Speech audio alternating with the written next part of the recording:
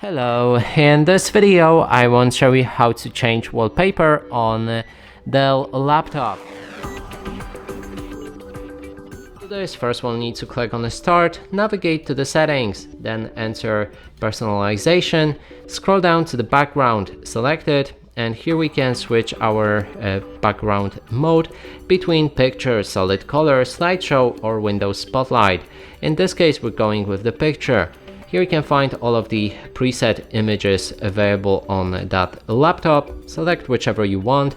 Other than that, you can click on Browse Photos to choose whichever photo you want from the file manager on your laptop and make it your wallpaper. And that's it for this video. Hope you like it. Please consider subscribing to our channel, leave a like and a comment below.